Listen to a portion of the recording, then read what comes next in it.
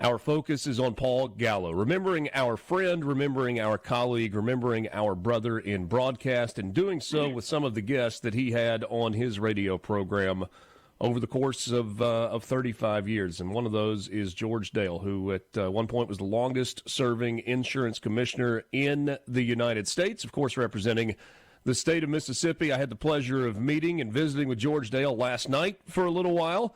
And he promised stories, and some of them even true. George, good morning. Thanks for being with us on the Gallo Show. Richard, it's awful nice to talk to you, and I thoroughly enjoyed meeting you last night. As I told you, I've been hearing you on the radio forever, but I'd never had the opportunity to meet you in person, so I met you last night. And I know this is not a sports program, but that game, my stars, basketball will absolutely break your heart. When Ole Miss leads the entire game, and on the last play of the game, a shot's taken and they get beat and go home a loser. And everybody, 18,000 people or however many were there, went home sad last night. It was awful. Well, that's sports, right? The thrill of victory and the agony of defeat, and sometimes it changes in the blink of an eye. Yeah, in another life, I was the high school basketball coach at Moss Point in starting my career, and I remember I took a very good team to what used to be the old Big 8 Conference tournament, and jumped out 17-4 in the first quarter, and I'd already told our manager, be sure you got us a good place to eat after the game, and end up getting beat by 1 point to Brookhaven. And I think it took me weeks to get over that one loss. I don't see how these coaches handled the losses that they do. I know they get paid a lot of money. We didn't, but I know they do. But it'll break your heart. Well, and George, it's funny what you just said, and I think for most people who are competitors is true. You remember the losses way more than you remember the wins. Well, if you coached at Moss Point, you had an awful lot of losses to remember. we were not very good, and I'm sure the coaching had a lot to do with it. But it's something I really enjoyed. Made a lot of friendships that I still have today. And when somebody, I told my receptionist whenever I was commissioner, if somebody calls and asks and says, I want to speak to Coach Dale, they immediately went straight to my desk because I knew it was one of my former players. Wow. That's really cool. So much about life, so much of life is about relationships, and the relationship that you had with Paul Gallo. You were in office for a long time. He was on the radio for a long time. You were a frequent guest of his. I know you guys didn't always see eye to eye. Sometimes you did, sometimes you didn't. What do you remember? What stands out for you about Paul Gallo when you think about him? Well, of course, Paul could talk about anything, and of course, I've been accused of not knowing anything about insurance, so I told stories, and so that was always a joke on me, and of course, it's partially true. And when I appear on this program with Paul, you never knew what you were going to talk about, because who in the world wants to hear about insurance? There couldn't be anything more boring than that unless you need it. And we would talk about just any barrage of different subjects. Most of them had nothing to do with what I'd gone out there to speak with and to talk about. I remember one time he asked me, he said, Commissioner, can you tell me who you got your insurance with? And I said, I have no idea. My wife handles that. That's her job. Paul played that clip over and over again. He said, the Commissioner of Insurance doesn't even know who he's got insurance with, which was true. But that's probably the safest way to handle that when you're in that role, too. You know, I'm just going to plead the fifth. I don't even know who my provider is. Yeah, and of course, my relationship with Paul was predicated by my relationship to Steve Davenport. Steve Davenport, as you know, I guess the owner of talk radio and owns several stations. I'm very proud of what Steve has accomplished in his life, because whenever I had gotten out of coaching, they moved me to assistant principal there at Moss Point, and my job was to be at the football games up there in the stadium and overlooking the student section to be sure nobody was fighting or acting a fool or something like that. But it put me standing next to the press box. Well, WPMP there between Pasco and Moss Point had gotten a contract to do the Moss Point football games. Well, they sent a young guy. I think it might have been his first job, Steve Davenport, up there to do the play-by-play. Well, Steve was from Pascagoula, and Pascagoula and Mossmore don't like each other. And I don't what it, but anyhow, Steve was sent up there to do it. Well, Steve didn't know the players, and of course, I was standing close to the press box, and he'd always say, "Coach Dale, who made that tackle or whatever?"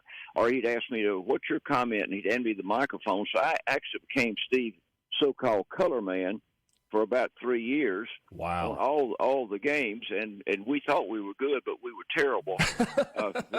But I developed a relationship with Steve. So when Steve got in the radio business and began to buy out radio stations, of course, I was at that time a commissioner of insurance, and nobody could ever understand why George Dale was on the morning talk show as many times as what I was on him more than the governor was or whatever, because Steve made sure that happened. And when Paul came on, I think he might have whispered in Paul's ear. And every time I turned around, they would call me and said, "Can you be on the show in the morning or whatever?" And there I was getting all that publicity and free publicity, incidentally. If you're in politics, you got to, if you're going to get publicity or get your name out there, you have to buy it. But I was fortunately got free publicity with all that. In fact, in the 9 times that I ran, 4 times I didn't have an opponent. Well, that's kind of unheard of in a statewide elected office, but a lot of it had to do because I was on the Gallo Show so many times. And I really appreciate Paul Gallo and Steve Davenport and Mississippi Radio News, what they've done to me during my career. It was an honor, and I appreciate it very much. Did you and Paul ever get sideways with each other on the air? Not really. I always thought he was too conservative, and I would tell him that. And of course, we would kind of banter back and forth about that. I'd tell him, I said, "Paul, sometimes you bunch of Republicans have got to be for something. You can't be against everything." And we'd argue back and forth about that, and he'd give me a hard time about being a Democrat. Back then I was a Democrat because that's the only way you could get elected in Mississippi whenever I was in politics, and of course it's changed considerably now.